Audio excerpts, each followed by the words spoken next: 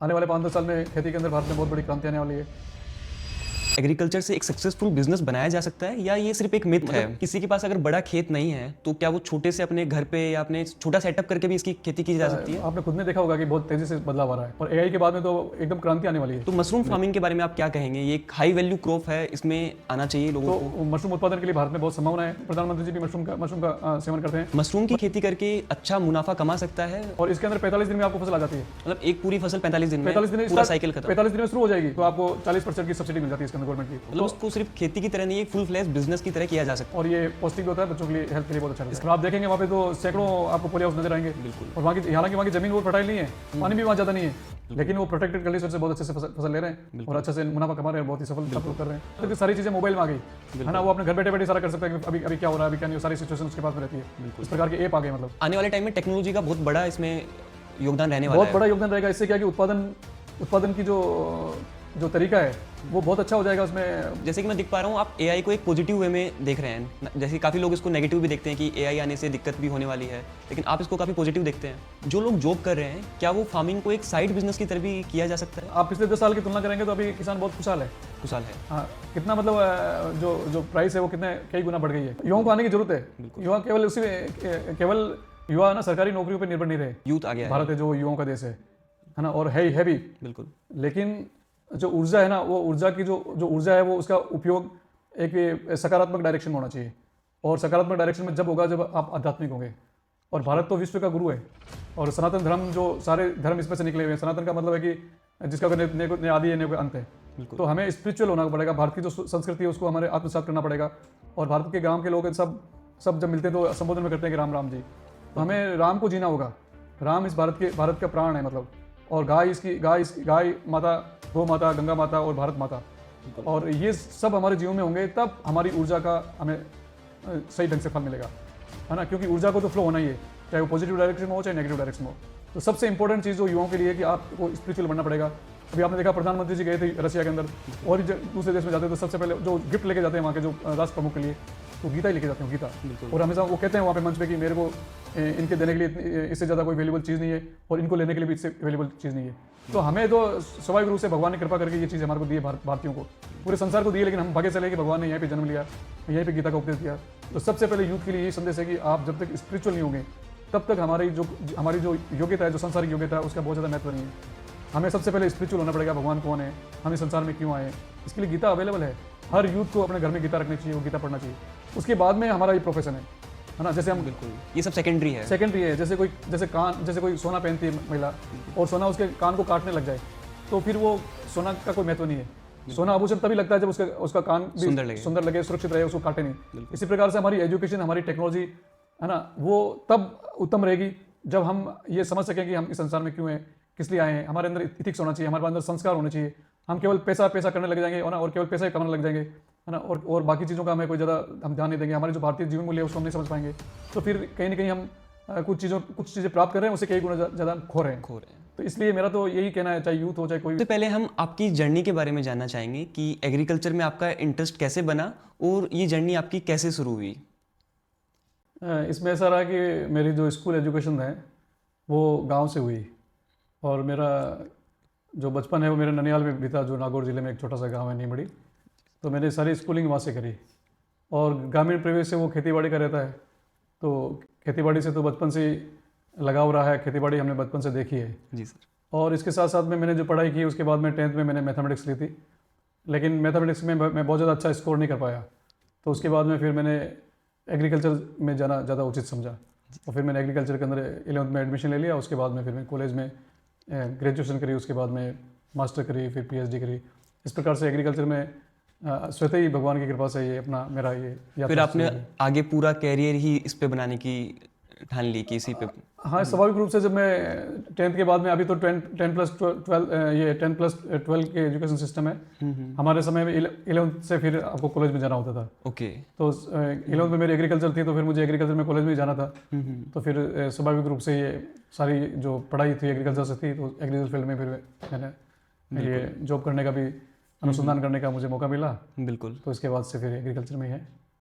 मैं आपसे ये जानना चाहूँगा सर कि आज के टाइम में क्या एग्रीकल्चर से एक सक्सेसफुल बिजनेस बनाया जा सकता है या ये सिर्फ एक मिथ है? इस पे आप क्या कहना चाहेंगे?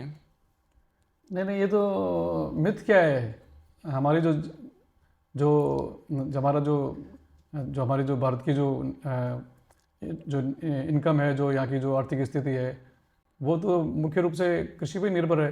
बिल्कुल। और आपने देखा नहीं, कोरोना काल के अंदर जब सारे धंधे ठप हो रहे थे, उस समय एक एग्रीकल्चर ही ऐसा सेक्टर था जिसमें लोगों को संबल दिया। तो एग्रीकल्चर में, और अभी इस ज़माने के अंदर तो ये कहना बहुत बहुत ही एक बेहुदा लगेगा कि हम एग्रीकल्चर के अंदर हम कोई बहुत ज़्यादा ये मिथ है क्या। हमारे पास में भारत के अंदर अधिकांश लोगों का जो प्रोफेशन है वो एक खेती पे निर्भर है। और अभी जो कि नया नया ज़माना आ रहा है, नई नई टेक्नोलॉजी आ रही है, तो इसमें खेती में बहुत ज़्यादा स्कोप है। हमारे पास में डिफरेंट अलग अलग एरिया में भारत में बहुत सारी ऐसी फसलें हैं जिसमें हम संसार में सबसे आगे चल रहे हैं उत्पादन के हिसाब से। चाहे वो अलग अलग सेक्टर हो, चाहे वो अन्न उत्पादन का हो, चाहे फल सब्जियों का हो, चाहे दुग्ध उत्पादन का हो, है ना, पोल्ट्री का हो, सब में बहुत अच्छा हम प्रोग्रेस कर रहे हैं। तो हमारे पास में बहुत सारा जो रॉ मटेरियल अवेलेबल है। तो कृषि आधारित जो उद्योग है उसमें लगने की बहुत संभावना है। भारत सरकार इसमें बहुत ज़्यादा प्रमोट कर रही है युवाओं को, और काफ़ी लोग इसमें आगे आ भी रहे हैं। अब युवाओं को भी इसकी तरफ आना चाहिए कि एक जनरेशन थी वहाँ तक ठीक था, लेकिन आपको क्या लगता है कि युवा इसमें आगे आ रहे हैं या और आने की ज़रूरत है, या कुछ और अच्छा कर सकते हैं? क्योंकि वो जितना डिजिटली, जितना साइंस के साथ इसको कर सकते हैं, उतना जो पहले के फार्मर्स थे वो नहीं कर पा रहे हैं। तो नेक्स्ट जनरेशन को भी इसमें नहीं, आपने खुद ने देखा होगा कि बहुत तेज़ी से बदलाव आ रहा है। आईटी सेक्टर के जो बहुत सारे जो युवा हैं जिन्होंने अच्छी अच्छी कंपनी में जॉब किया है, ज्वाइन करा है, उसके बाद में फिर वो एग्रीकल्चर में आए हैं। बहुत सारे ऐसे डेयरी फार्म हैं, बहुत सारे ऐसे एग्रीकल्चर फार्म हैं जिसके अंदर पढ़े लिखे लोग आ रहे हैं। क्योंकि अब ज़माना जो है ना वो टेक्नोलॉजी का है, और जो युवा लोग हैं वो उस टेक्नोलॉजी को बहुत ही अच्छी तरीके से, है ना, उसके अंदर उसका इस्तेमाल कर सकते हैं। तो अभी जितनी भी जो मशीनरी है एग्रीकल्चर में, चाहे इरिगेशन से संबंधित हो, चाहे न्यूट्रिएंट्स देने के संबंधित हो, चाहे प्रोसेसिंग यूनिट लगाने की संबंधित हो, स्मार्ट एग्रीकल्चर आ रही है धीरे धीरे खेती में, जिसमें टेक्नोलॉजी का बहुत ज़्यादा इन्वॉल्वमेंट होने वाला है। और एआई के बाद में तो एकदम क्रांति आने वाली है। तो ऐसे में युवा इसकी तरफ आ रहा है।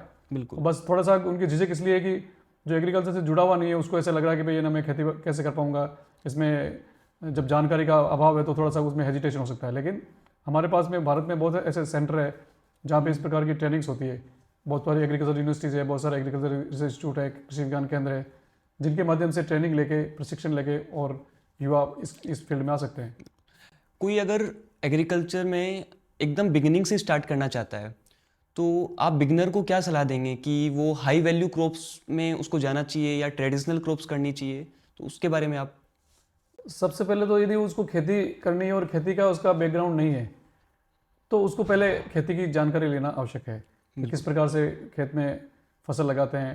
क्योंकि खेती करने से पहले बहुत सारी चीज़ों की जानकारी होना बहुत ज़रूरी है कि किस एरिया में आप खेती कर रहे हो, आपकी ज़मीन कैसी है ना, और वहाँ का पानी कैसा है, और उसके अकॉर्डिंगली आपको अपना डिसाइड करना पड़ेगा कि हम कौन कौन सी क्रॉप उस पर्टिकुलर एरिया में हो रही है।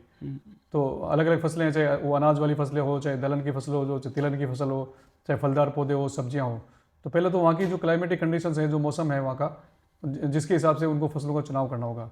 फिर उनकी जो फसल उत्पादन करने की जो तकनीकी है उसके बारे में उनको रूबरू होना पड़ेगा। यदि वो एग्रीकल्चर के बैकग्राउंड से या एग्रीकल्चर ग्रेजुएट है तो उनको पहले से ज्ञान होता है। लेकिन वो इस फील्ड से कोई बिल्कुल जिसका कोई नाता नहीं है, वो इसमें अच्छे हमारा जो कृषि विज्ञान केंद्र ऐसे सेंटर है बिल्कुल जहाँ नियमित रूप से प्रशिक्षण होते रहते हैं, तो वहाँ पे प्रशिक्षण ले सकते हैं और साथ साथ में वो प्रैक्टिकल ट्रेनिंग ले सकते हैं, कुछ ऐसे डिप्लोमा कर सकते हैं। उसके बाद में फिर वो खेती के क्षेत्र में आ सकते हैं। बिल्कुल। जैसे कि जहाँ तक मेरे को पता है मशरूम में भी आप काफ़ी एक्सपर्ट है और आपकी पर्सनल भी रुचि बहुत रहती है मशरूम फार्मिंग में, और आप ट्रेनिंग भी करवाते रहते हैं मशरूम की। तो मशरूम फार्मिंग के बारे में आप क्या कहेंगे? ये एक हाई वैल्यू क्रॉप है, इसमें आना चाहिए लोगों को? हाँ, मशरूम बहुत ही मैं ये कहूँ कि बहुत ही सुपर फूड है, तो कोई अतिशयोक्ति नहीं होगी। क्योंकि देखिए पूरे दुनिया के अंदर जो भी जितना मशरूम पैदा होता है उसमें 70% से भी अधिक उत्पादन केवल अकेला चाइना का है। इसमें भी इसमें एग्रीकल्चर में भी इतना उनका रोल है। मशरूम उत्पादन की मैं बात कहूँ, और मशरूम उत्पादन में जो वाकई जो स्थितियाँ हैं वैसी की वैसी स्थितियाँ भारत में भी है। बिल्कुल। लेकिन भारत का उत्पादन हम देखें तो पूरा दुनिया का जो उत्पादन है उसमें से 1% से भी कम है। काफ़ी डिफरेंस है। हाँ, तो मशरूम उत्पादन के लिए भारत में बहुत संभावना है। और सबसे बड़ी बात है कि मशरूम एक ऐसा खाद्य पदार्थ है, ये लोगों में थोड़ी भ्रांति भी है कि ये मांसाहारी भोजन में आता है। मांसाहारी भोजन में नहीं आता है। मशरूम एक शाकाहारी भोजन है, एक खाने योग्य कवक है। ये फंगस है जो पौधे से भी नीचे, एडिबल फंगस है। एडिबल फंगस है, पौधे से भी नीचे की कैटेगरी का है। और इसके अंदर सबसे बड़ी बात है कि ये अत्यंत पौष्टिक होता है, बहुत ही उच्च गुणवत्ता का इसमें प्रोटीन होता है। और हमारे शरीर के विकास के लिए डिफरेंट टाइप के, अलग अलग टाइप के अमीनो एसिड्स की आवश्यकता पड़ती है, और उनके अभाव में हमारे बहुत सारी बीमारियां हमारे शरीर में हो जाती है। तो एक मशरूम ऐसा एक फूड है, ऐसा खाद्य पदार्थ है जिसके अंदर हमारे शरीर में जितनी भी अमीनो एसिड्स की आवश्यकता होती है वो सब के सब उसके अंदर अवेलेबल होते हैं। बिल्कुल। इसमें भी काफ़ी वेराइटीज आती है, जैसे कई बार न्यूज़ आती है कि मोदी जी भी कोई एक स्पेसिफिक मशरूम यूज़ करते हैं, खाते हैं अपनी डाइट में, उसको एक अच्छा मानते हैं उसको। बिल्कुल सही कह रहे हैं आप, क्योंकि हमारे शरीर के अंदर कार्बोहाइड्रेट चाहिए, हमारे को फैट चाहिए, हमारे को विटामिन चाहिए, मिनरल चाहिए और प्रोटीन चाहिए। तो प्रोटीन हमारा जो डाइट का जो पार्ट है वो हमारे को बचपन से लेके और टिल डेथ तक, ओल्ड एज तक हमारा प्रोटीन चाहिए। तो प्रोटीन हमारे जो प्रोटीन का सोर्स है वो केवल शाकाहारी भोजन लेने वालों के लिए दालें हैं या पनीर वगैरह है। बिल्कुल। और अदरवाइज जो हम, और दालों के अंदर जो प्रोटीन होता है वो इतना सफिशिएंट नहीं है कि हमारी रिक्वायरमेंट को पूरी कर सके। तो ऐसे में मशरूम एक अद्भुत फूड है जिसमें प्रोटीन की मात्रा बहुत ज़्यादा होती है, हाई क्वालिटी का, अच्छी क्वालिटी का प्रोटीन होता है। और साथ साथ में इसकी जो डाइजेस्टेबल जो क्वांटिटी है वो कई गुना ज़्यादा है दालों की अपेक्षा। ओके। जितना हम मशरूम का अंदर जितना भी अवेलेबल प्रोटीन है उसमें से 90% जो प्रोटीन है वो हमारे शरीर में पच जाता है। तो प्रोटीन जो मशरूम है वो एक बहुत ही अद्भुत भोजन है जो सुपाच्य है, पौष्टिक है। और इसमें यही नहीं, इसमें मेडिसिनल वैल्यू है ना। हमारा जो इम्यून सिस्टम है उसको ये बूस्टअप करता है। बहुत सारी ऐसी व्याधियाँ हैं जिसके लिए एक एज ए दवा के रूप में काम करता है। जैसे मैं बताऊँ कि जिसके मोटापा है, जिसके हार्ट की प्रॉब्लम है, जिसके कॉन्स्टिपेशन है, मतलब कब्ज की बीमारी है, और डायबिटीज़ की बीमारी है, ब्लड प्रेशर की बीमारी है, उन लोगों के लिए मशरूम बहुत ही फ़ायदा करता है। और आपने बताया कि जैसे प्रधानमंत्री जी भी मशरूम का सेवन करते हैं। मशरूम बहुत प्रकार के होते हैं। आप सुनेंगे तो आपको अचंभा होगा कि 100 रुपये किलो से लेके और 2.5-3 लाख रुपए किलो तक की मशरूम होती है ना। तो मशरूम के अंदर बहुत गुणवत्ता होती है, बहुत ही पौष्टिक है, बहुत ही सुपाच्य है, बहुत सारी औषधि है इसमें, और कुछ मेडिसिनल मशरूम है। उनका काम तो केवल मेडिसिन के रूप में काम लिया जाता है। इसमें ऐसी ऐसी बीमारियां कंट्रोल हो जाती है जो कई बार असह्य बीमारी होती है। इवन कैंसर में भी ये बहुत फायदा करता है ना। और जो इस प्रकार कुछ मशरूम होते हैं प्लेयर्स भी यूज लेते हैं अपनी एनर्जी बूस्ट करने के लिए। वो एनर्जी बूस्ट करने के लिए मशरूम, एक कोर्डिसेप्स मशरूम आता है जिसको कीड़ा लैब में ग्रोन किया जाता है। कीड़ा जड़ी आजकल सामान्य रूप से हिमालय पर्वत में ये मिलती है। ये कि इंसेक्ट के साथ में इसका एक सहजीवन प्राकृतिक रूप से उसका एक संबंध होता है। तो एक कीड़े में उगती है मतलब वो, लेकिन उसकी एक स्पीसीज है जो हम इसको लेब के अंदर उगा सकते हैं। और अभी भारत में बहुत जगह इस प्रकार की जो मशरूम है ना, जो कोर्डिसेप्स के उत्पादन में लोगों ने शुरू किया है। बिल्कुल। और उसके कैप्सूल बनते हैं, उसकी कॉफ़ी बनती है ना, उसकी टैबलेट बनती है। तो वो एनर्जी बूस्ट करने के लिए लोग बाग यूज करते हैं, और वो काफ़ी प्रभावी भी है। तो क्या कोई किसान मशरूम की खेती करके अच्छा मुनाफा कमा सकता है, और क्या वो उसे अपने मेन सोर्स ऑफ इनकम की तरह कर सकता है फार्मिंग? बिल्कुल कर सकता है, लेकिन सोचने की बात यह है कि ये जो मशरूम है वो हमारी जो बाकी जो परंपरागत जो फसलें हैं उससे थोड़ा अलग है। उसकी जो खेती करने का जो तरीका है वो बिल्कुल अलग है। तो इवन जो किसान खेती से जुड़ा हुआ है वो उसको भी मशरूम उत्पादन के लिए एक आवश्यक प्रशिक्षण है वो लेना पड़ेगा, क्योंकि मशरूम जमीन के अंदर नहीं होता है ना, उसमें कोई मिट्टी की जरूरत नहीं है। मशरूम तो एक इंडोर कल्टीवेशन है जिसके अंदर आपको या कमरे के अंदर या झोपड़ी बना के या आपको इस मशरूम क्रॉपिंग सिस्टमेटिक तरीके से बना के उसमें करना पड़ेगा। तो मतलब किसी के पास अगर बड़ा खेत नहीं है तो क्या वो छोटे से अपने घर पे या अपने छोटा सेटअप करके भी इसकी खेती की जा सकती है? बिल्कुल की जा सकती है। अभी जो खेती के अंदर कुछ समस्या आ रही है, जैसे पानी कम होता जा रहा है, ज़मीन भी फर्टाइल नहीं है किसी जगह पे, या जानवरों का बहुत ज़्यादा अटैक है। ऐसे में इन सब चीज़ों का जो जवाब है वो मशरूम की खेती से है। मशरूम की खेती में पानी बहुत कम चाहिए। मैं आपको उदाहरण दूँ कि चावल पैदा करने के लिए 1 किलो चावल के अंदर लगभग 2500 लीटर पानी चाहिए, जबकि मशरूम 1 किलो पैदा करने के लिए केवल 25 लीटर पानी की जरूरत है। काफी डिफरेंस। तो Difference है, राजस्थान ये- में जैसे कि अपने पानी की कमी है, तो ये तो काफी अच्छा एक फार्मिंग ऑप्शन हो फार्मिंग सकता ऑप्शन है। है, जहाँ खेतों में 1-2 फुहारे के अंदर कोई खेती नहीं कर सकता, वहाँ पे मशरूम की खेती अच्छे से कर सकता है। तो इसमें बहुत लिमिटेड जमीन के अंदर अधिक उत्पादन दे सकते हैं, क्योंकि इसकी जो फार्मिंग होती है वो वर्टिकल फार्मिंग होती है बिल्कुल। है ना। जैसे हमारी फसलें होती है वो एक हॉरिजॉन्टल होती है ऐसे, है ना, और ये वर्टिकल होती है फार्मिंग इसकी। तो एक पर यूनिट एरिया के अंदर बहुत ज़्यादा उत्पादन लिया जा सकता है मशरूम का। इसकी कहीं से ट्रेनिंग भी ले सकते हैं, और क्या इन्वेस्टमेंट इसमें आता है लगभग, अगर कोई स्टार्ट करना चाहे तो, और कहाँ से उसको ट्रेनिंग लेनी चाहिए, बेस्ट जगह क्या रहेगी उसके लिए? देखो, मशरूम प्रशिक्षण के लिए ट्रेनिंग जहाँ तक हो सके वो जहाँ का नागरिक है उसके आसपास में जिस स्टेट में रहता है वहाँ के कृषि विश्वविद्यालय में वो संपर्क कर सकता है। वो तो वहाँ पे बहुत सारे कृषि विज्ञान केंद्र पे मशरूम प्रशिक्षण की व्यवस्था होती है, वहाँ से ले सकता है। क्या इसका और भारत के अंदर सबसे बड़ा जो अनुसंधान केंद्र है जो ICR का इंस्टीट्यूट है मशरूम का, वो चंबाघाट सोलन में है। तो वहाँ पे वो ऑनलाइन ट्रेनिंग प्रोग्राम होता है, पूरे साल का प्रोग्राम होता है, उससे आप ऑनलाइन अप्लाई करके और फिर वहाँ पे ट्रेनिंग लेने के लिए जा सकते हैं। इसके अलावा हम दुर्गापुरा में जो राजस्थान कृषि अनुसंधान संस्थान दुर्गापुरा जयपुर है, वहाँ पे भी हम रेगुलर प्रशिक्षण देते हैं मशरूम का। तो मशरूम क्या अलग अलग टाइप की होती है। अपने राजस्थान की बात करें तो अभी, या इंडिया की बात करें तो अभी जो मेन मशरूम जो जिनको आप मंडी में ले जा के बेच सकते हैं वो बटन मशरूम है, जो नॉर्मली अपन यूज लेते यूज हैं। लेते हैं। आप देखते हो सब्जी की दुकान में जो मिलती है। बिल्कुल। हालांकि ऑयस्टर मशरूम जो होता है जिसको डिंगरी मशरूम बोलते हैं, वो भी बहुत सारे राज्यों में बहुत अच्छे से खेती की जा रही है और उसका उत्पादन करना बहुत आसान भी है। उसके बहुत सारे आप वैल्यू एडेड प्रोडक्ट बना सकते हैं और उसको यदि मशरूम आपको बाजार में नहीं बिक रही है तो आप उसको सुखा के ड्राई भी कर सकते हैं और जब आपको काम लेना हो उसके बाद में उसको वापस से काम ले सकते हैं। उसको पाउडर बना के और आप अलग अलग चीज़ों की, मशरूम की बड़ी, मशरूम के पापड़, मशरूम के बिस्किट, है ना, ऐसे बहुत सारी चीज़ें उत्पाद बना वैल्यू एडिशन भी काफी हो सकता है मशरूम काफ़ी हो में। सकता है। बहुत हो रहा है, कर रहे हैं, गुजरात में कर रहे हैं, मध्य प्रदेश में कर रहे हैं, है ना, छत्तीसगढ़ में कर रहे हैं, बहुत सारे स्टेट में अच्छा अच्छा काम हो रहा है। राजस्थान में भी शुरू हुआ, कुछ लोग कर रहे हैं, लेकिन अभी जितना होना चाहिए उतना अभी नहीं हो पाया है। अभी काफी होने की जरूरत है बहुत राजस्थान करने में। की जरूरत है इसके। तो इसका एक्सपोर्ट भी कुछ हो सकता है, एक्सपोर्ट रिलेटेड भी ये है? तो आप मतलब ये बात सुन के आपको अचंभा होगा कि हम जो दुनिया का 1% जो मशरूम पैदा कर रहे हैं उसमें से हम लगभग 70% मशरूम एक्सपोर्ट ही कर रहे हैं, तो अपन सिर्फ 30% यूज ले रहे हैं। यूज दे रहे हैं। तो हमारे में लोगों में इसके प्रति जागरूकता पैदा करने की आवश्यकता है। मशरूम जैसा इतना वैल्यूबल फूड है, आप देखो चाइना बाकी कितनी चीजें दुनिया को भेजता है, बिल्कुल। लेकिन जो मशरूम पैदा करता है 70% पूरी दुनिया का अकेला पैदा कर रहा है, उसमें से केवल 5% दुनिया को भेजता है, 95% खुद ही कंज्यूम करता है। मतलब उसका इंपॉर्टेंस वो समझता है, तो खुद आप यूज करते हैं। हाँ, बहुत इसमें हेल्थ के लिए बहुत ही जरूरी है। चाइना में आप देखोगे तो मशरूम के अलग अलग उत्पाद की जो दुकानें हैं जिसमें केवल मशरूम के उत्पाद ही है ना, अलग अलग मशरूम के अलग अलग तरह के उत्पाद होते हैं, लोग वहाँ से खरीदते हैं। और हमारे यहाँ पे जो मशरूम है वो सब्जियों की दुकान पे कुछ डिब्बियाँ पड़ी रहती है, वो इसलिए कि लोगों में अभी इसके प्रति अवेयरनेस नहीं है। कुछ लोगों में भ्रांतियाँ हैं। हम लोग थोड़ा सा अपने स्वास्थ्य के प्रति इतनी जागरूकता नहीं है, हमें क्या चीज़ खानी चाहिए, क्या चीज़ नहीं खानी चाहिए।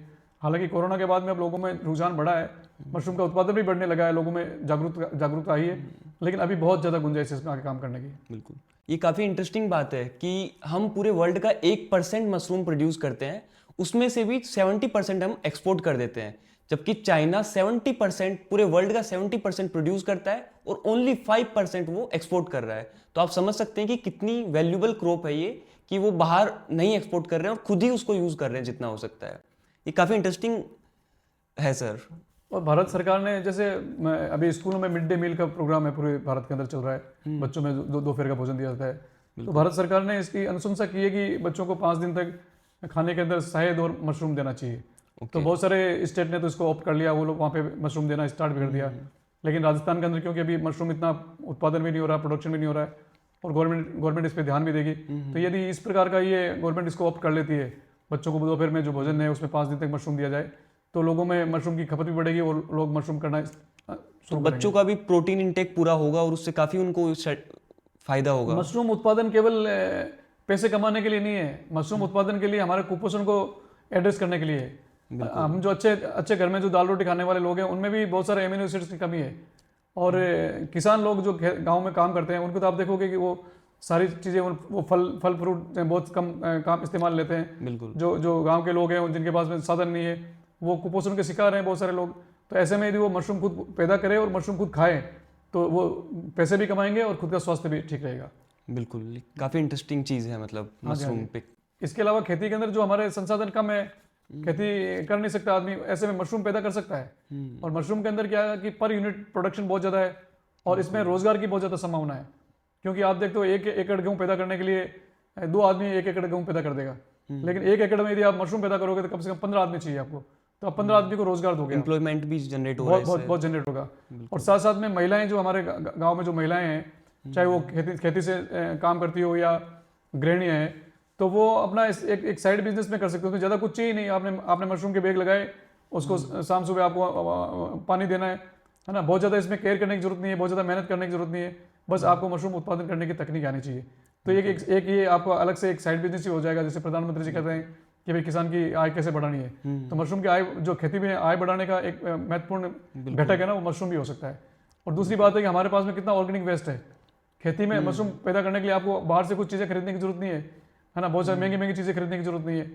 खेती के अंदर जितना भी हमारा जो ऑर्गेनिक वेस्ट बचता है, उन्हीं से हम इतना वैल्यूबल जो ये खाद्य पदार्थ है वो पैदा कर सकते हैं। बिल्कुल। और यही नहीं, जब मशरूम पैदा करने के बाद जो बचता है मशरूम का जो मटेरियल, उससे हम अच्छे से वर्मी कंपोस्ट बना सकते हैं और उसको भी हम ना खेती करने में काम ले सकते हैं। और जो किचन गार्डनिंग जो करते हैं वहाँ पे इसको बेच के मुनाफा इसका कोई वेस्टेज भी नहीं है मतलब इस क्रॉप का? कोई वेस्टेज नहीं है। और सबसे बड़ी बात है कि मशरूम के अंदर, जैसे बाकी सब्जियों के अंदर छिलका है ना, बहुत सारा छिलका निकल जाता है ना, बहुत सारी जड़ें काटनी पड़ती है। मशरूम के अंदर तो नहीं तो कोई इसमें सीड है, नहीं कोई छिलका है, इसका पूरा का पूरा ये कंज्यूम होता है, पूरा एडिबल है वो तो। पूरा एडिबल है। और पौष्टिकता बहुत गजब की है, बहुत ज़्यादा गजब की है, मतलब ना बहुत ही ज़्यादा। ये केवल स्वादिष्ट नहीं है, डाइजेस्टेबल नहीं है, इसमें बहुत सारी मेडिसिनल वैल्यू है। बिल्कुल। डॉक्टर रिकमेंड करते हैं कि आपके डायबिटीज़ है तो आपको मशरूम खाना चाहिए, आपके हार्ट की प्रॉब्लम है, हार्ट के पेशेंट को पोटेशियम की टेबलेट देते हैं, इसमें नेचुरल रूप से बहुत ज़्यादा पोटेशियम होता है ना। जिसको शुगर के पेशेंट है उनको जो लो शुगर वाला फूड खाना चाहिए, इसमें नेचुरली लो शुगर होता है। इसमें कोलेस्ट्रॉल नाम की कोई चीज़ नहीं होती, एर्गोस्ट्रोल होता है। एर्गोस्ट्रोल हमारे हेल्थ के लिए बहुत बेनिफिशियल है। ऐसा करके इसमें मशरूम के अंदर बहुत ही ऐसी वैल्यूबल चीज़ें हैं, बहुत सारी पौष्टिक चीज़ें हैं, बहुत सारी औषधि इसका महत्व है। तो इसमें खाने वाले को भी बहुत फायदा होता है और साथ साथ में आपको जो उत्पादन में, अच्छा इसकी क्रॉप ड्यूरेशन बहुत कम है। अब आप कोई भी फसल लगाओगे आप, है ना, तो ये पूरा 6 महीने लग जाते हैं इसके अंदर। बिल्कुल सर। और इसके अंदर 45 दिन में आपको फसल आ जाती है। मतलब एक पूरी फसल 45 दिन में 45 दिन में पूरा साइकिल खत्म। 45 दिन में शुरू हो जाएगी, अच्छा, है ना। 45 दिन में आपके पास में फर्स्ट उत्पादन आके और आप मंडी में बेच सकते हो। ओके। उसके बाद में वो वही है ना 5-7 दिन से फिर अलग वो लगातार चलती रहती है। बिल्कुल। तो बहुत कम समय के अंदर आप ये पैदा कर सकते हैं। ये तो कंटिन्यू पूरे साल किया जा सकता है अगर उसको छोटा छोटा सेटअप बना ले तो। ऐसा भी नहीं जैसे कुछ क्रॉप तो अपन सिर्फ सीजन में कर सकते हैं, तो इसका तो कुछ सीजन नहीं, मशरूम में भी बिल्कुल, ये मशरूम ऐसी फसल है, इसमें 2 तरीके से खेती करते हैं कि किसान लोग एक तो सीजनल ग्रोअर होते हैं जो केवल सीजन के हिसाब से, जैसे बटन मशरूम की खेती है वो अक्टूबर से लेके और हमारे यहाँ पे लास्ट फरवरी लास्ट तक, ये जो क्लाइमेटिक कंडीशंस है उसमें आपको बहुत सारी मशीनें वगैरह लगाने की जरूरत नहीं है। अपना भी आप जो वातावरण है वो स्वाभाविक रूप से बटन मशरूम के लिए अनुकूल होता है, तो उसमें खेती कर सकते हैं। बिल्कुल। और जो ऑयस्टर मशरूम, ढिंगरी मशरूम है, उसकी अलग अलग प्रजातियां हैं जिनको जो तापक्रम उसको चाहिए, उसके अनुरूप उस प्रजाति का हम चुनाव करके, और लगभग हम जैसे राजस्थान की बात करें या भारत की बात करें तो 12 महीने में से 10 महीने तक आप ऑयस्टर मशरूम की खेती कर सकते हो। और जब मई जून के अंदर बहुत ज़्यादा तापक्रम हो जाता है तब आपके पास में मिल्की मशरूम होता है, तो मिल्की मशरूम की खेती कर सकते हो। बिल्कुल। तो अलग अलग एरिया के हिसाब से जो भी ऑर्गेनिक वेस्ट आपके पास अवेलेबल है उसके हिसाब से हमारे पास में मशरूम की बहुत सारी प्रजातियां हैं, उनको हम उनका चुनाव करके हम उसकी खेती कर सकते हैं। बिल्कुल। और यदि आपको चाहिए कि लास्ट में जो मशरूम उत्पादन को या आप कॉमर्शियल लेवल पे करना चाहते हैं, एक अच्छे से आप उद्योग के रूप में करना चाहते हैं, तो उसके अंदर आपको ना वो जो साल भर जो मशरूम के लिए खेती होती है बटन मशरूम की, वो कंट्रोल यूनिट लगती है, उसमें आना होगा। लेकिन मेरा तो यही आग्रह रहेगा कि मशरूम की खेती, क्योंकि ये थोड़ी सी इसमें टेक्निकल नॉलेज होना बहुत जरूरी है, प्रॉपर ट्रेनिंग लेने की जरूरत चाहिए, इसमें कॉन्फिडेंस होना चाहिए कि मैंने मशरूम उगाया, इसमें कौन कौन सी समस्या आती है, मार्केटिंग में कौन कौन सी समस्या आती है, उनको हम कैसे इजीली हैंडल कर सकते हैं, उसका थोड़ा सा अनुभव हो जाए, उसके बाद में फिर आपको ये यूनिट लगानी चाहिए। क्योंकि इसमें थोड़ा खर्चा ज़्यादा लगता है, 25-30 लाख रुपए का खर्चा होता है, और गवर्नमेंट इसमें सब्सिडी भी देती है, गवर्नमेंट का भी सपोर्ट रहता है। जब आप कंट्रोल यूनिट लगाते हैं तो आपको 40% की सब्सिडी मिल जाती है इसके अंदर गवर्नमेंट की। ओके। बैंक से लोन भी इजीली मिल जाता है? आप बैंक लोन देगी उसी हिसाब से सब्सिडी मिलती है। ओके। आपको अपना 10% पैसा लगाना है, बाकी 80% 90% आपको लोन मिल जाएगा। और गवर्नमेंट की रिकमेंडेशन, जो गवर्नमेंट के एक्सपर्ट लोग हैं, वहाँ पे आपको अपनी फाइल लगानी होती है, जब वो अप्रूव कर देते हैं उसके भी आप पे बैंक आपको लोन देती है। मतलब उसको सिर्फ खेती की तरह नहीं, एक फुल फ्लैश बिजनेस की तरह किया जा सकता है। हाँ बिल्कुल बिल्कुल। और इसमें केवल मशरूम उत्पादन ही केवल कंपोनेंट नहीं है। मशरूम का जो बीज होता है जिसको हम स्पॉन बोलते हैं, बिल्कुल ये भी कोई खेत में थोड़ी उगता है, ये भी एक लेब में प्रयोगशाला में उगता है। बिल्कुल तो बिल्कुल। उसमें भी आप अपना एक आप खुद के मशरूम उत्पादन के लिए ये स्पॉन बना सकते हो, और साथ साथ में आप अपने स्पॉन बनाने की यूनिट लगा सकते हो, ताकि बाकी मशरूम जो उत्पादन करने वाले लोग हैं उनको भी आप बीज बेच के भी अपना व्यवसाय कर सकते हो। बिल्कुल। तो इसमें गेहूं के दाने पे, सामान्य रूप से गेहूं के दाने पे ये मशरूम का बीज तैयार होता है, जो बाजार के अंदर 125 से 150 रुपये किलो बिकता है। ओके। तो सभी मशरूम का जो बीज तैयार करने का तरीका वो लगभग एक ही है। तो आप अलग अलग जो प्रजातियां उनका मशरूम का बीज तैयार कर सकते हैं, और जो मशरूम ग्रोवर है उनको आप सप्लाई कर सकते हैं। तो ये भी एक बड़ा बिजनेस हो सकता है इसका, स्पोन तैयार बिल्कुल करने का भी। बिल्कुल हो सकता है। और इसके साथ साथ में क्योंकि बटन मशरूम है, उसके लिए कंपोस्ट बनाना पड़ता है, हाँ। है ना। ये कंपोस्ट जो हम खेती में काम लेते हैं वो कंपोस्ट नहीं होता है। इसमें कंपोस्ट बनाने की टेक्निक होती है, वो आपको प्रशिक्षण के माध्यम से आप सीख सकते हैं। तो इसमें एक लंबी दीर्घकालीन दीर्घ अवधि वाला होता है, एक शॉर्ट लघु अवधि वाला मेथड होता है। तो वो आप अपने प्रशिक्षण के बाद में उसको लगा सकते हैं। सामान्य रूप से जो किसान जो सीजनल ग्रोअर है वो लंबी अवधि वाला जो कंपोस्ट बनाने की विधि है उसी को अपनाते हैं, और उसमें लगभग 28 दिन लग जाते हैं कंपोस्ट बनाने में। तो ये कंपोस्ट बनने के बाद में, ये कंपोस्ट भी अपना आप में एक बिजनेस है। मतलब जो किसान कंपोस्ट नहीं बना सकते हैं, जिनके पास में व्यवस्था नहीं है, जो ट्रेनिंग नहीं है, उनको आप कंपोस्ट भी सेल कर सकते हैं। बिल्कुल। तो इसमें 3 कंपोनेंट हो गए कि आप कंपोस्ट बना सकते हैं, आप इसके अंदर मशरूम उत्पादन कर सकते हैं, आप इसके अंदर स्पॉन बना सकते हैं, और साथ साथ में चौथा कंपोनेंट हो गया value added products, like canning वगैरह इसकी कैनिंग। की जा बटन सकती मशरूम की आप कैनिंग कर सकते हैं, है। बिल्कुल। और मशरूम का पिकल बनता है, अचार। अब बच्चे जो अचार, हम बच्चों छोटे छोटे बच्चों को टिफिन में के अंदर माताएं जो अचार डालती है, यदि केरी का अचार इस प्रकार डालते हैं तो वो बच्चों के लिए बड़ा हार्मफुल होता है। लेकिन आप मशरूम का अचार डालो उसमें, बच्चों के लिए बहुत बहुत स्वादिष्ट भी होता है, और ये पौष्टिक भी होता है, बच्चों के लिए हेल्थ के लिए बहुत अच्छा रहता है। इसका एक पूरा क्लस्टर तैयार किया जा सकता है, जिसमें ये सब लोग अपना अपना अगर थोड़ी बहुत भागीदारी दे तो बड़ा काम हो सकता है। जैसे कुछ किसान इसका प्रोडक्शन कर रहे हैं, कुछ एक यूनिट बन के वो इसका और वैल्यू एडिशन कर रहे हैं। हाँ बिल्कुल। आप ये एक्चुअली क्या है कि अभी भारत के अंदर कुछ ऐसे राज्य हैं जहाँ पे मशरूम उत्पादन बहुत तेजी से बढ़ रहा है, और उसका मुख्य कारण ये एक तो उनके पास में जो रॉ मटेरियल है वो आसानी से उपलब्ध है, साथ साथ में जो वहाँ की जो सरकार है उनकी तरफ से उनको बहुत सपोर्ट है। जैसे सीजनल ग्रोवर है जो मौसमी मशरूम उगाते हैं सीजन के अंदर, उनको एक झोंपड़े के लिए बिहार की गवर्नमेंट, हरियाणा की गवर्नमेंट, पंजाब की गवर्नमेंट 10,000 रुपये के अनुदान देती है। बिल्कुल। तो किसान को उससे थोड़ा सा एक संबल मिल जाता है। बिल्कुल। लेकिन राजस्थान में अभी इसकी व्यवस्था नहीं है। वो केवल कंट्रोल यूनिट जो होती है, जिसमें हर कोई आदमी इसमें इन्वेस्टमेंट भी ज़्यादा चाहिए पैसा उसमें कर नहीं थोड़ा। सकता वो, बिल्कुल। है ना। 25-30 लाख रुपए हर सामान्य किसान ला नहीं सकता। और नई क्रॉप है, इसमें जब तक आपको पूरा ज्ञान नहीं है तब तक ये, है ना, फसल उत्पादन नहीं हो और उसको घाटा हो सकता है। तो ऐसे में पहले किसान को कुछ समय के लिए, जब तक वो निपुण नहीं हो जाए, उसको सीजनल ग्रोवर बनना चाहिए। लेकिन सीजनल ग्रोवर के लिए गवर्नमेंट थोड़ी सी उनको सहायता दे दे, छोटे छोटे फार्मर्स को भी डेवलप करना चाहिए। बिल्कुल। और उसके बाद में जब किसी को अच्छे से उसको कॉन्फिडेंस आ जाएगा, मशरूम की तकनीकी से वो अच्छे से सीख जाएगा। बिल्कुल। और कोई एक भी किसान यदि तैयार हो जाएगा, या एक भी युवा तैयार हो जाएगा जो अच्छे से कंपोस्ट बनाएगा, स्पॉन बनाएगा, और छोटे छोटे बहुत सारे किसानों को तैयार कर देगा वो, और उनका माल भी ले लेगा, और उनको भी फायदा होगा और उसको खुद को भी फायदा होगा। तो ये क्लस्टर वाला, इसमें क्लस्टर अप्रोच है, वही ज़्यादा सक्सेसफुल है। बिल्कुल। आपने देखा होगा कि अभी खेती के अंदर पोली हाउस जो है, है ना, संरक्षित खेती के अंदर, बिल्कुल। तो जिन गाँवों के अंदर क्लस्टर में है वहाँ पे वो किसान बहुत ज़्यादा सफल है। तुलनात्मक रूप जिस किसान ने एक पोली हाउस लगाया, फिर बहुत दूरी के बाद में दूसरा पोली हाउस लगाया, उनकी तुलना में जिन्होंने क्लस्टर में लगाया है वो लोग ज़्यादा, रिसोर्सेज सारी अवेलेबल हो जाती है, सीड्स वो एक साथ बल्क में खरीद सकते हैं सब मिलके। हाँ, क्योंकि पोली हाउस में आप देख रहे हो कि अलग अलग चीज़ें चाहिए उसके अंदर, जो इरिगेशन सिस्टम से रिलेटेड चीज़ें हैं और प्रोडक्शन से रिलेटेड चीज़ें हैं, जो फसल के न्यूट्रिएंट्स के लिए जो चीज़ें चाहिए, बिल्कुल, तो वो कहीं से जहाँ बाहर से लाना पड़ती है। तो एक छोटे लेवल पे लाएंगे तो उसमें कॉस्ट भी बढ़ जाएगी, और बल्क में जब पूरा ट्रक लेके आएंगे पूरे लोगों के लिए तो वो ऑब्वियसली, है ना, बिल्कुल। अपने पास में जैसे गुड़ा कुमावतन है, वहाँ पे काफ़ी अच्छा डेवलप हुआ है इसका क्लस्टर। हाँ, जोबनेर के पास में जो गुड़ा कुमावतान है जी, और ये बसेड़ी, जाजड़ा, ये कुछ गांव है जहाँ पे बहुत किसान सफलतापूर्वक के, बिल्कुल, वहाँ विजिट भी किया था। एफपीओ बना के वो काफी अच्छा काम कर रहे हैं अभी अपना। हाँ, राजस्थान में उस क्षेत्र को मिनी इजराइल के रूप से जाना जाता है। बिल्कुल। और आप देखेंगे वहाँ पे तो सैकड़ों आपको पोली हाउस नजर आएंगे। बिल्कुल। और हालांकि वहाँ की जमीन वो फर्टाइल नहीं है, पानी भी वहाँ ज्यादा नहीं है, लेकिन वो प्रोटेक्टेड करने की वजह से बहुत अच्छे से फसल ले रहे हैं और अच्छा से मुनाफा कमा रहे हैं, बहुत ही सफलतापूर्वक कर रहे हैं। इतना डेंसली पूरे इंडिया में कहीं भी ग्रीन हाउस नहीं लगे जितने गुड़ा कुमाऊं और इस क्लस्टर में लगे हैं। हाँ बिल्कुल सही बात है।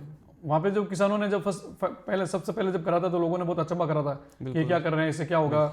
लेकिन जो वो सफल हुए उसके बाद में किसान लोगों का विश्वास बढ़ा और सब किसान ने उसको स्वीकार किया। और अब तो आप देख रहे हो कि वहाँ पे सैकड़ों जो पोली हाउस लगे हुए हैं। बिल्कुल, कहीं ना कहीं अच्छी इनकम भी वो कमा पा रहे हैं, तभी वो सब लोग लगाए हैं। हाँ, उनकी तो लाइफस्टाइल जैसा कि आपने शुरू में पूछा था कि ये ना जो यंग लोगों के लिए, तो ये पोली हाउस जो टेक्नोलॉजी ओरिएंटेड जो खेती करने का जो तरीका है, उसमें जो यूथ जितना कर सकता है उतना बाकी जो जिनका शिक्षा नहीं है उनकी बनिस्पत ये लोग ज़्यादा कर सकते हैं। बिल्कुल, क्योंकि इसमें आप देखते हो कि सारा का सारा जो ऑटो इरिगेशन सिस्टम होता है सारा का सारा, बिल्कुल कि कितना आपको टेम्परेचर देना है, कितनी ह्यूमिडिटी देनी है, कितनी इरिगेशन करनी है, कितना फर्टिगेशन करना है, ये सब मैकेनाइज्ड है पूरा। तो जो पढ़ा लिखा जो यूथ है वो इसको जल्दी से समझ सकता है। कंट्रोल टेम्परेचर में पूरा कंट्रोल, और अब तो आज तक की सारी चीज़ें मोबाइल में आ गई है ना। वो अपने घर बैठे बैठे सारा कर सकता है कि अभी क्या हो रहा है, अभी क्या नहीं, सारी सिचुएशन उसके पास में रहती है। बिल्कुल, इस प्रकार के ऐप आ गए मतलब। तो एग्रीकल्चर में बहुत सारे नवाचार हो रहे हैं, इसलिए अब धीरे धीरे युवा का भी रुझान इसमें बढ़ने लगा है। बिल्कुल बिल्कुल। तो पोली हाउस भी एक अच्छा स्टार्टिंग में अगर कोई करना चाहे तो अच्छा स्कोप है, उसमें भी उनको जाना चाहिए। हाँ, पोली हाउस में बहुत अच्छा स्कोप है, लेकिन जैसा कि पोली हाउस एक ऑर्डिनरी जो सामान्य खेती उससे अलग हटके है। बिल्कुल, तो पहले आपको उसका कॉन्सेप्ट समझना पड़ेगा कि खेती का कॉन्सेप्ट। हाँ, पोली हाउस क्यों है ना, पोली हाउस के अंदर फसल क्यों सुरक्षित रहती है, इसको संरक्षित खेती क्यों बोलते हैं, वो उन सब रीजन से आपको रूबरू होना पड़ेगा कि कौन कौन से ऐसे प्रिंसिपल है, कौन कौन से सिद्धांत है जिसकी हमें अनुपालना करनी होगी। यदि हम उसकी अनुपालना नहीं करेंगे तो वो अंदर की जो सिचुएशन है जहाँ फसल उत्पादन के लिए हम जो अनुकूल वातावरण दे रहे हैं वो कहीं ना कहीं जो हमारा जो कीड़े मकोड़े हैं, जो बीमारियां, उनके लिए भी अनुकूल है। बिल्कुल, वो भी ज़्यादा डेवलप होगी। इसलिए हमारा को ध्यान ये रखना चाहिए कि हमें उसको एंटर नहीं करने देना उसमें, है ना। उनकी एंट्री बाहर रखनी चाहिए, हमें केवल फसल को ही वो वहाँ का जो वातावरण है वो मिलना चाहिए। तो वो इसका सिद्धांत है, उसमें क्या किन किन चीज़ों का हमें ध्यान रखना चाहिए। तो वो बेसिक चीज़ों की पूरी जानकारी लेने के बाद में हो सकता है तो आपको कहीं मौका मिले तो आप इसका प्रशिक्षण लेने के बाद में फिर उसके बाद ही आप पोली हाउस लगाएं तो बहुत अच्छे से फायदा मिलेगा, सफल होंगे। इन्वेस्टमेंट भी काफी होता है एक बार में उसमें भी, पोली हाउस में। हाँ, इन्वेस्टमेंट तो जब आप मैकेनाइज्ड फार्मिंग करेंगे तो इन्वेस्टमेंट तो हो गया होगा। और इसमें गवर्नमेंट बहुत ज़्यादा अभी बढ़ावा दे रही है, बहुत सब्सिडी दे रही है 70% तक, या कोई SC ST के किसान हो तो उनसे ज़्यादा भी वो किसान को गवर्नमेंट फायदा दे रही है। बिल्कुल, तो उससे बहुत किसानों को राहत मिल रही है। लेकिन इसकी सफलता के लिए केवल सब्सिडी से काम नहीं है, आपको तकनीकी ज्ञान होना आवश्यक है। तो तकनीकी ज्ञान के लिए आपको जहाँ भी पोली हाउस की खेती हो रही है वहाँ पे आप जाके सीखो, और या फिर आप जहाँ पे ट्रेनिंग सेंटर है वहाँ से सीख के उसके बाद में फिर इसमें अपना ट्रेनिंग ज़्यादा इंपॉर्टेंट है इसमें, किसी को भी स्टार्ट करने से पहले। हाँ, ट्रेनिंग जहाँ पे भी कोई किसी भी चीज़ का सामान्य खेती करने में भी आपको एक बेसिक जानकारी होनी बहुत जरूरी है। लेकिन इसमें जब मशीनों का इन्वॉल्वमेंट है ना, टेक्नोलॉजी का इन्वॉल्वमेंट है तो आपको ना ट्रेनिंग की आवश्यकता होगी। बिल्कुल, क्योंकि पोली हाउस में जैसे कि नेदरलैंड है, वो हरियाणा जितना बड़ा है सिर्फ नेदरलैंड, बट वर्ल्ड का सबसे ज़्यादा एग्रीकल्चर प्रोड्यूस वो एक्सपोर्ट करते हैं। वो प्रोटेक्टेड फार्मिंग से ही ज़्यादा एक्सपोर्ट कर पा रहे हैं। तो मतलब प्रोटेक्टेड फार्मिंग में भी एक बड़ा ज़्यादा क्रॉप ले सकते हैं अपन उससे। हाँ बिल्कुल ले सकते हैं। प्रोटेक्टेड फार्मिंग के अंदर केवल फसल लेने की बात नहीं है ना, इसमें आपको किसान को मुनाफा इसलिए होता है कि आप ऑफ सीजन में भी एक आर्टिफिशियल जो मौसम जो चाहिए, जो फेवरेबल मौसम चाहिए फसल को, वो आप देने में सफल हो जाते हैं। तो जो सीजन में फसल होती है वो आप ऑफ सीजन में पैदा कर लेते हो, तो आपको भाव भी अच्छा मिलता है उसमें। बिल्कुल, और इसके अलावा बहुत सारी जो वैल्यूएबल क्रॉप है जिनका मार्केट में बहुत ज़्यादा भाव मिलता है, वो फसलें आप आराम से उस पोली हाउस में कर सकते हैं। बिल्कुल, और सामान्य बाहर की दशाओं में यदि वहाँ का वातावरण अनुकूल नहीं होता है तो आप वो फसलें नहीं कर सकते। लेकिन अंदर आप उनको जो रिक्वायरमेंट है उनको हाई वैल्यू क्रॉप्स उसमें की जा सकती है। बिल्कुल, तो वो बहुत ही फायदेमंद है। बिल्कुल। प्रोटेक्टेड फार्मिंग में इनकम तो काफ़ी है, लेकिन अपन कंज्यूमर की तरफ से अगर देखें तो उसमें माना जा रहा है कि पेस्टिसाइड बहुत ज़्यादा यूज़ हो रहे हैं, कहीं ना कहीं केमिकल्स का बहुत यूज़ किया जा रहा है। तो उसके बारे में आपका क्या कहना है? हाँ, मैंने जैसे आपको इसके बारे में शुरुआत में बताया कि जब संरक्षित खेती करते हैं तो इसके जो सिद्धांत है उनकी जानकारी होने के बाद ही खेती प्रारंभ करना चाहिए। क्योंकि यदि पेस्ट अंदर एंटर हो गया तो फिर उसको मैनेज करने के लिए, क्योंकि उसको वहाँ के वातावरण ज़्यादा अनुकूल मिल जाता है, बहुत तेज़ी से फास्ट वो वहाँ पे मल्टीप्लाई होता है, उसका विस्तार ज़्यादा होता है, तो किसान को अपनी फसल बचाने के लिए फिर दवाओं को इस्तेमाल करना पड़ता है। और ये अभी आर्थिक युग है, हर कोई आदमी अपने उत्पाद को येन केन प्रकार में बचाना चाहता है। तो हम लोग कहते हैं कि भाई किसान इतना पेस्टिसाइड क्यों यूज़ करता है ना। तो ये एक अलग तरह का सवाल हो गया कि हाँ उसको नहीं करना चाहिए। और ये अच्छी बात है कि मतलब उसको पहले प्रशिक्षण ही लेना चाहिए, पहले सिद्धांत का मालूम होना चाहिए कि हम इसमें पेस्ट का मैनेजमेंट कैसे करें।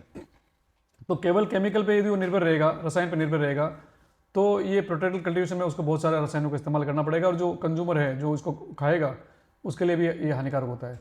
तो ऐसे खेती के अंदर बहुत सारे प्रोटेक्टेड कल्टीवेशन के तरीके हैं, उनका भी इस्तेमाल करना बहुत आवश्यक है कि आपको कैसे वहाँ पे वो जो पोली हाउस है उसको गेट को कैसे रखना है, पेस्ट एंटर नहीं हो, उसमें हर किसी आदमी की एंट्री नहीं होनी चाहिए। आप अंदर जाएँ तो है ना पूरा अपने जो आपका जो प्रोटेक्टेड किट है वो पहन के जाएं।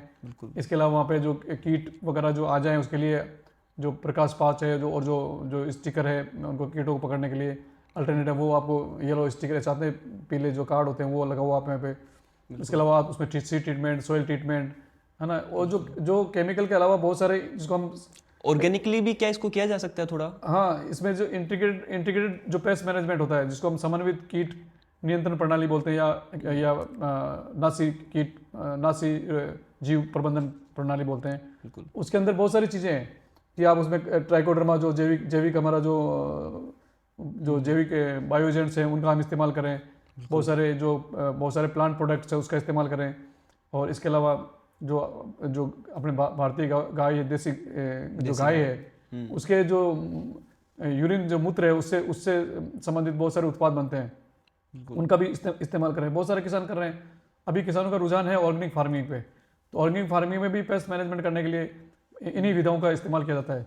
तो प्रोटेक्टेड कल्टीवेशन में भी बहुत सारी चीज़ें, नीम बेस्ड जो कीटों को नियंत्रण करने के लिए बहुत सारे जो नीम बेस्ड है ना प्रोडक्ट है जो अभी आजकल बाजार में भी उपलब्ध है, उनका इस्तेमाल कर सकते हैं, नीम ऑयल का इस्तेमाल कर सकते हैं।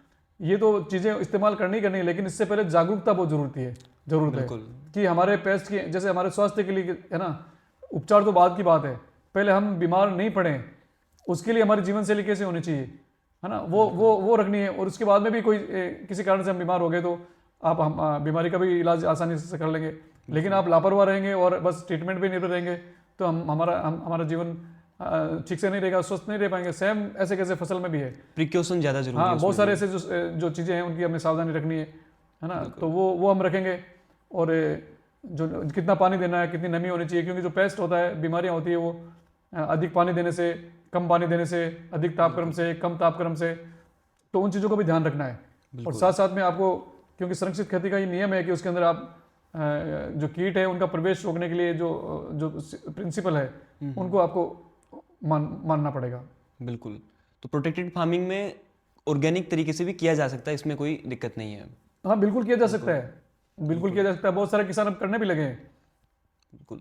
लेकिन आप ये सोचो कि वैसा ना कि हमको बहुत ज़्यादा सिद्धांत मानने की जरूरत नहीं है, हम तो सीधा रसायन डाल देंगे, तो वो धीरे धीरे जो पेस्ट है उनका नियंत्रण करना भी बड़ा मुश्किल हो जाएगा। बिल्कुल। क्योंकि उसके अंदर जो रसायन है उसके प्रति उसमें रोग रोधकता जो प्रतिरोधकता है वो उत्पन्न हो जाती है, और खाने वालों को तो नुकसान होता ही होता है। फार्मिंग में सक्सेस के लिए कैपिटल ज़्यादा जरूरी है या नॉलेज ज़्यादा जरूरी है? देखो, कैपिटल तो जरूरत हर चीज़ में होती है, लेकिन सबसे पहले नॉलेज की जरूरत होती है। कोई भी चीज़ हो, चाहे फार्मिंग हो, चाहे जीवन का किसी भी कोई विधा हो, उसमें आपको निपुण होना है, उसमें सफल होना है, तो उसके बारे में उसकी बारीकियाँ आपको आनी चाहिए। मतलब कि भी कोई भी आप किसी भी क्षेत्र में जा रहे हैं तो आप क्यों जा रहे हैं है ना, और जब जाना है तो उसमें कैसे जाना है आपको, तो वो आपको उसकी तकनीकी जानकारी तो होना बहुत आवश्यक है। और जब आप उस क्षेत्र में काम करेंगे तो स्वतः ही निपुण हो जाएंगे आप। जैसे किसी भी क्षेत्र में आदमी काम करता है तो शुरुआत में उसको इतना ज्ञान थोड़ी होता है, लेकिन जो उसके अंदर वो अपना काम करता है उसका अनुभव होता जाता है और उसमें वो निपुण हो जाता है। किसान लोग होते हैं, कोई स्कूल के अंदर जाके पढ़ाई थोड़ी करते हैं खेती की, वो खेती में काम करते करते करते उनको सब पता चल जाता है कि पौधे को क्या चाहिए, कि इस ज़मीन में कौन सी फसल हो सकती है, कितना पानी देना है, कैसे, है ना, सारी चीज़ों की जानकारी हो जाती है। तो कैपिटल भी बहुत ज़रूरी है ना। कैपिटल, कम से कम कैपिटल चाहिए आपको। किस प्रकार से खेती करनी है, तो आपको खेती में आदान के लिए ज़रूरत पड़ेगी, आप पैसों की तो आवश्यकता पड़ती है, लेबर की मजदूरों को लाने के लिए ज़रूरत पड़ेगी, तो उसकी आवश्यकता तो होती ही होती है। आने वाले 5-10 साल में आप भारत में फार्मिंग का फ्यूचर कैसे देखते हैं? मुझे लगता है कि बहुत बड़ी क्रांति आने वाली है। आने वाले 5-10 साल में खेती के अंदर भारत में बहुत बड़ी क्रांति आने वाली है।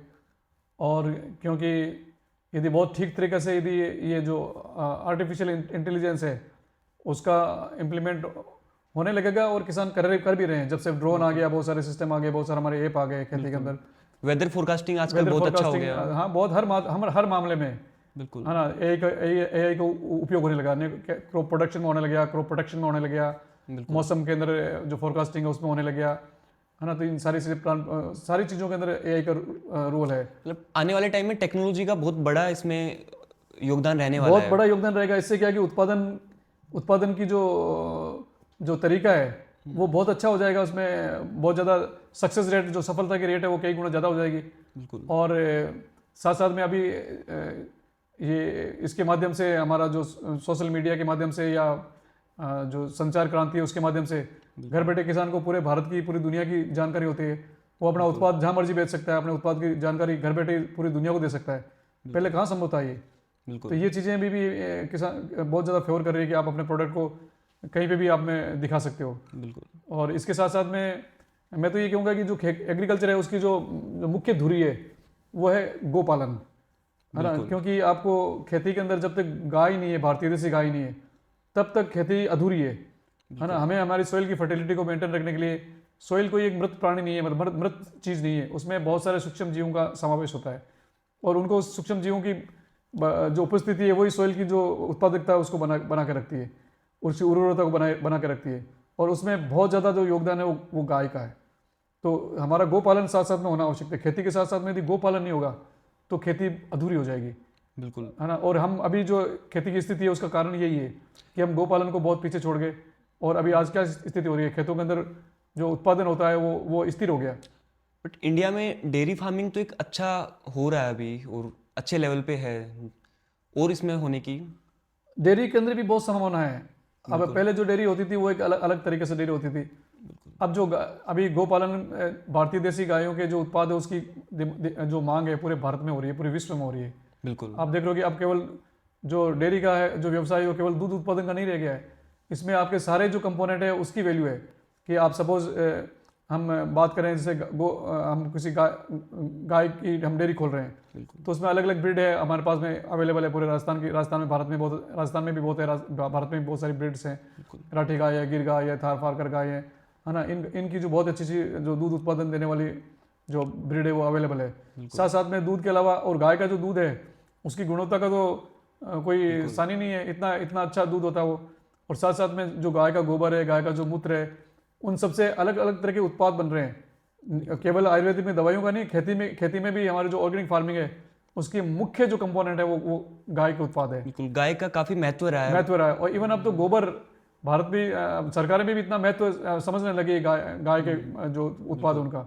और इवन गोबर है जो वो दूसरे देश हमारे यहाँ से मंगा रहे हैं। बिल्कुल तो इसके कंडे, इसके गोबर, इसकी बहुत सारी जो उत्पाद है उनसे सबसे चीज़ें बन रही है। तो गोपालन साथ साथ में और अब लाभदायक व्यवसाय है।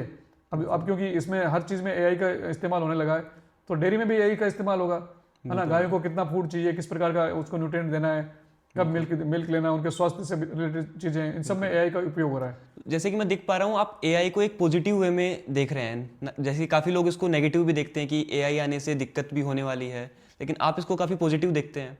नहीं, पॉजिटिव कोई भी जो टेक्नोलॉजी है उसको आप, उसके दोनों पहलू है। यदि आप उसका गलत इस्तेमाल करेंगे, जैसे आपके पास मोबाइल है, तो मोबाइल का आप ठीक से इस्तेमाल करेंगे, चाहे बच्चे इस्तेमाल कर रहे हो, चाहे युवा इस्तेमाल कर रहे हो, चाहे प्रौढ़ इस्तेमाल कर रहे हैं, यदि आप उसमें उसका अपने हित के लिए इस्तेमाल कर रहे हैं, अच्छी अच्छी चीज़ें आप सीख रहे हैं, और तब तो इसमें बहुत सारी चीज़ें आपके लिए हेल्पफुल है। और यदि आप उसमें तो सब कुछ पूरा संसार समाया हुआ है और आप उसका दुरुपयोग कर रहे हैं तो आपकी ज़िंदगी भी खराब हो सकती है। ऐसे ही एआई है, तो एआई के अंदर यदि आप उसको साइंटिफिक तरीके से और अच्छी सोच के साथ में आप उसको इम्प्लीमेंट कर रहे हैं तो उसका बहुत फ़ायदा है। लेकिन यदि आप उसका गलत तरीके से इस्तेमाल करेंगे तो उसके नुकसान भी हो सकते हैं। बिल्कुल, तो ये तो हमें आइडिया ही नहीं था कि एग्रीकल्चर में भी एआई इतना अच्छा रोल निभा रहा है और एग्रीकल्चर में भी एआई काफ़ी बेनिफिशियल है। हाँ बिल्कुल, एग्रीकल्चर में एआई का बहुत ज़्यादा रोल रहेगा, क्योंकि अब पौधे को कितना रिक्वायरमेंट है, अब सारा का सारा सॉइल की फर्टिलिटी क्या है ना। हम एआई से पूरा पता लगा सकते हैं कि सॉइल की फर्टिलिटी क्या है। उसके अनुरूप ही हमारे को उसमें पौधे को प्लांट्स देने, न्यूट्रिएंट्स की अवेलेबिलिटी करानी है, प्लांट को न्यूट्रिएंट मिल रहे हैं कि नहीं मिल रहे हैं ये सब हमें पता चल जाएगा। पानी कितना चाहिए, कितना रिक्वायरमेंट चाहिए, है ना, और प्लांट के अंदर कितना जा रहा है। तो जो छोटी छोटी बारीक चीज़ें ना उनका भी हम एआई के माध्यम से पता लगा सकते हैं। तो हमारा प्लांट का विगर बहुत अच्छा रहता है ना। पेस्ट मैनेजमेंट के अंदर पेस्ट आया कि नहीं आया, एंटर हुआ कि नहीं हुआ, तो हमें बहुत पहले ही इसका पता चल जाएगा कि हाँ पेस्ट की एंट्री हो गई। और इसी प्रकार से मैनेजमेंट में भी है ना, उसका उसी तरीके से हम बहुत अच्छे तरीके से उसका मैनेजमेंट भी कर पाएंगे। तो बहुत सारी ऐसी चीज़ें हैं जिन एआई का इस्तेमाल करके हम खेती के अंदर अच्छी तरह से हम खेती कर सकते हैं। मतलब जो लोग जॉब कर रहे हैं, क्या वो फार्मिंग को एक साइड बिजनेस की तरह भी किया जा सकता है? देखो, मारवाड़ी में एक कहावत है कि खेती धन्य सेती, है ना। कोई आदमी ये सोचे कि भाई मैं तो फार्म खरीद लेता हूँ और वहाँ पे मैं आदमी रख दूंगा और फिर ये डेयरी खोल देता हूँ, उसमें आदमी रख देता हूँ। तो ऐसे बहुत सारे लोगों ने करके देखा है, तो उसमें सफल होने के चांसेस बहुत कम रहते हैं जब तक आपका खुद का इन्वॉल्वमेंट नहीं होगा, है ना। ये फुल टाइम जॉब है, डेयरी है वो साइड बिजनेस नहीं है, बिल्कुल, है ना। साइड बिजनेस ये, क्योंकि ये सारे का सारा चीज़ है ना, उसमें आपको सब चीज़ें आप लोगों को देखने के लिए रख सकते हैं, लेकिन अपनी खुद की तसल्ली के लिए सारी चीज़ इंप्लीमेंट प्रॉपर तरीके से हुई कि नहीं हुई, वो होना बहुत ज़रूरी है। मतलब बिल्कुल। और इसमें आपको दूसरा बिजनेस करने की ज़रूरत ही नहीं है। यदि आप एग्रीकल्चर के अंदर अच्छे से पूरा सोच समझ के और ठीक तरह से आप अपना एक बिजनेस खेती में आप शुरू में आप लगते हैं खेती में, चाहे वो डेयरी हो, चाहे पोल्ट्री हो, चाहे आपकी एग्रीकल्चर हो, या जो भी खेती बाड़ी से संबंधित मशरूम उत्पादन हो, तो आपको दूसरा बिजनेस करने की जरूरत ही नहीं पड़ेगी। आप तो लोगों को रोजगार और दोगे। बिल्कुल। तो अभी क्या किसानों को प्रॉपर भाव मिल पा रहा है उनके प्रोड्यूस का? देखो, आप पिछले 10 साल की तुलना करेंगे तो अभी किसान बहुत खुशहाल है। हाँ, कितना मतलब जो प्राइस है वो कितने कई गुना बढ़ गई है। हालांकि अभी भी किसानों की ये मांग है कि हमें जो एमएसपी के ऊपर हर फसल की हमारी खरीदारी होनी चाहिए, लेकिन सरकार इस पे बहुत ज़्यादा गौर कर रही है। सरकार ने भारत सरकार ने और सब स्टेट गवर्नमेंट की जो सरकार है, किसानों को बहुत आगे बढ़ाने के लिए उनका पूरा ध्येय है। बिल्कुल। तो वो चाहे वो किसान कार्ड के हिसाब से वो किसानों को आर्थिक रूप से भी मदद कर रहे हैं, बहुत सारी चीज़ों में उनको अनुदान दे रहे हैं। तो किसानों का बहुत ज़्यादा गवर्नमेंट की तरफ से भी उनको बढ़ावा देने का है, और जो मार्केट है वो भी अच्छी, उत्पादन भी per hectare per unit area किसानों के बहुत अच्छे से हो रहा है। बिल्कुल। और उसका बाजार में भी भाव है बहुत, चाहे वो सरसों हो, चाहे आप अनाज वाली फसलें हो, चाहे दलहन वाली फसलें हो, मूंगफली हो, इवन जो अपने मसाले फसलें हो, जीरा है, सौंफ है, सबकी रेट किसानों को ठीक मिलने लगी है, और किसानों को खेती से खुशहाली दिखने लगी है। तो मतलब आपके हिसाब से अभी किसान खुश है और अच्छा हो रहा है? हाँ, किसान खुश है, लेकिन और भी किसानों को आगे बढ़ाने की अभी आवश्यकता है। किसानों को और प्रमोट करने की आवश्यकता है, युवाओं को इसमें आने की भी जरूरत है। किसानों में जो नई नई विधाएं हैं, नए नए जो इनोवेटिव आइडियाज़ है ना, जो इसके अंदर जो अभी जो टेक्नोलॉजी तकनीकी चल रही है, कौन कौन सी फसलें का चुनाव करना है, थोड़ा सा रिस्क बियरिंग कैपेसिटी, किसान केवल उत्पाद ही नहीं करे, उससे आगे बढ़ने की आवश्यकता है कि हमारा जो प्रोडक्शन है उसका मार्केट में रेट कब गिरता है, जब बहुत ज़्यादा प्रोडक्शन हो जाता है। तो हमें उसका वैल्यूएडिशन के बारे में सोचना होगा, है ना। जैसे बात करें जहाँ पे मटर बहुत ज़्यादा होता है, टमाटर बहुत ज़्यादा होता है, आंवले बहुत ज़्यादा हो जाते हैं, औने पौने दाम में बिकते हैं। जब इस प्रकार का उत्पादन, जब पीक सीजन होता है प्रोडक्शन का, तो उसमें रेट बहुत कम हो जाती है। तो ऐसे में जब यूथ आएंगे जो एग्रो इंडस्ट्री लगाएंगे, है ना, तो वो उन चीज़ों का इस्तेमाल करेंगे, उनको बहुत कम पैसे में रॉ मटेरियल मिल जाएगा। और किसानों को भी यदि इंडस्ट्रीज इस प्रकार की होगी तो उनको भी उनके उत्पाद की खपत हो जाएगी, है ना। चाहे वो डेयरी का मामला हो, चाहे ये सब्जियों का मामला हो, चाहे फलों का मामला हो, इवन मेडिसिनल प्लांट का भी मामला हो, किसी का भी प्लांट जो खेती हो रही है, उसमें इस प्रकार के युवाओं को, जो छोटे छोटे ऐसे एग्री जो इंडस्ट्रीज है, कृषि आधारित जो उद्योग है, उसमें गवर्नमेंट बहुत सहायता दे रही है अभी। बिल्कुल। यदि आप एग्रो इंडस्ट्री लगा रहे हैं तो उसमें गवर्नमेंट का बहुत फूड इंडस्ट्री में तो अभी काफी सपोर्ट है। बिल्कुल। तो युवाओं का रुझान भी है और काफी क्रांति आने वाली है इसमें, बहुत सारे लोग इसमें आएंगे। मतलब बिल्कुल, उससे किसानों को फायदा मिलेगा और भारत की कैपिटल भी बढ़ेगी। बिल्कुल फ्यूचर में, लेकिन युवाओं को आने की जरूरत है इसमें। युवाओं को आने की जरूरत है। युवा केवल युवा ना सरकारी नौकरियों पर निर्भर नहीं रहे, है ना। युवाओं को अब धीरे धीरे उनका कॉन्फिडेंस बिल्डअप हो रहा है और गवर्नमेंट से उनको आर्थिक सहायता मिल रही है। बिल्कुल। तो इसमें युवा आ रहे हैं और इसमें बहुत ज़्यादा उनका फ्यूचर भी बहुत उज्जवल है। बिल्कुल, वो अच्छे से इसमें अच्छा करेंगे और इस समय की मांग भी है इसमें, क्योंकि पॉपुलेशन जिस हिसाब से बढ़ रही है उस हिसाब से भारत के अंदर आप देख रहे हैं कि अभी कोरोना काल के बाद भी हमारी भारत सरकार जो हमारे जो आर्थिक जो उससे रेखा से नीचे जो लोग हैं बिल्कुल उनको आज भी मतलब मुफ्त में अनाज अनाज और चावल वगैरह दे रहे हैं।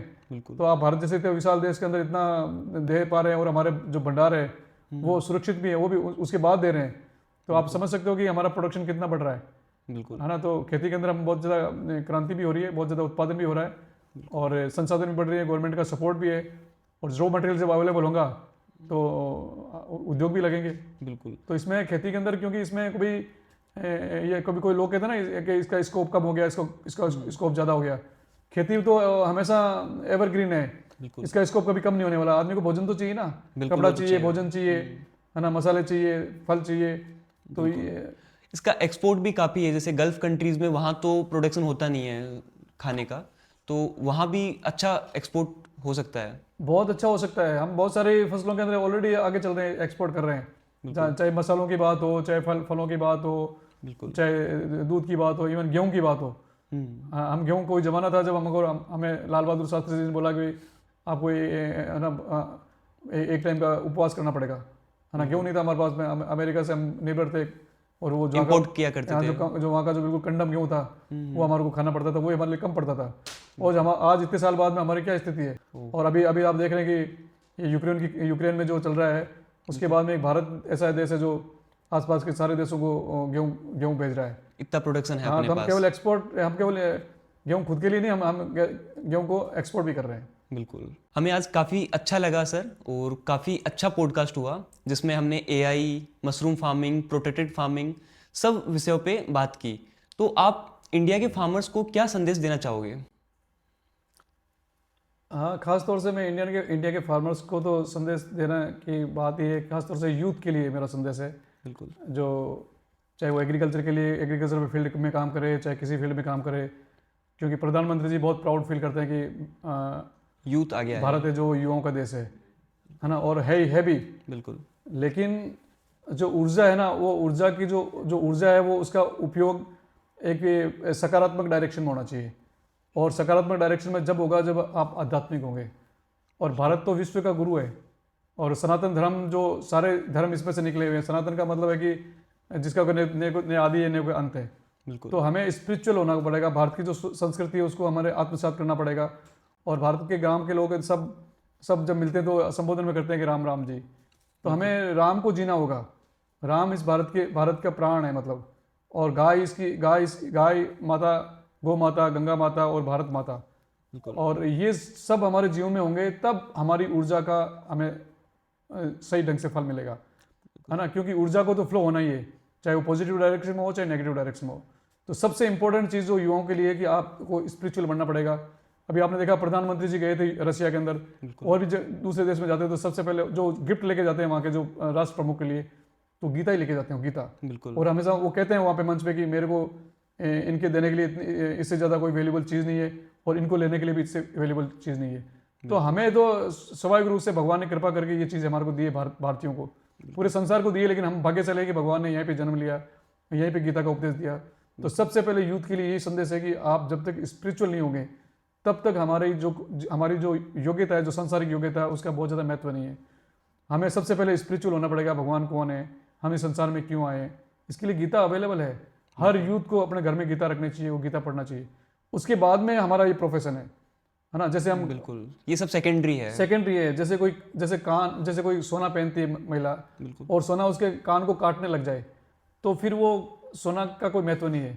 सोना आभूषण तभी लगता है जब उसका कान भी सुंदर लगे, सुरक्षित रहे, उसको काटे नहीं। इसी प्रकार से हमारी एजुकेशन, हमारी टेक्नोलॉजी है ना, वो तब उत्तम रहेगी जब हम ये समझ सकें कि हम इस संसार में क्यों हैं, किस लिए आए हैं। हमारे अंदर इथिक्स होना चाहिए, हमारे अंदर संस्कार होने चाहिए।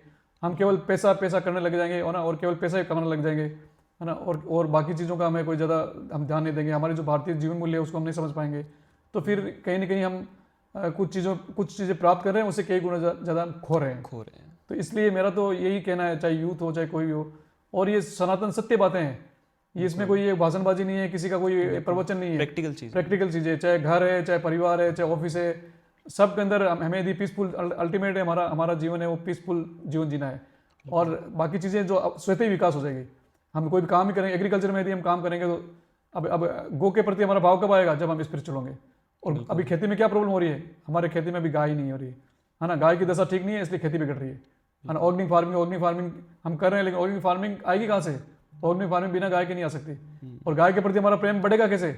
जब हम गीता पढ़ेंगे। इसलिए सबसे पहले धार्मिक होना जरूरी है, चाहे वो राजनीति का मामला हो, चाहे खेती का मामला हो, और चाहे परिवार का मामला हो, चाहे सरकारी मामला हो, किसी भी फील्ड में बोला सबसे पहले आपको धार्मिक होना है। बिल्कुल, जैसे कि राम सुखदास जी बोलते हैं कि हर चीज को कर रहे हैं उसको पूजा की तरह आप करिए। हाँ जी, हाँ जी, हाँ जी, स्वामी राम सुखदास जी महाराज ने यही तो बोला है। मतलब बिल्कुल उन्होंने यही बोला कि जो भी आप कर्म कर रहे हो ना, वो भगवान को सेंटर में रख के करो। बिल्कुल जीवन के केंद्र में हमारे ईश्वर होना बहुत जरूरी है। बिल्कुल उसके बाद में जब ईश्वर सेंटर में रहता है तो सब चीजें अच्छी अच्छी होती है।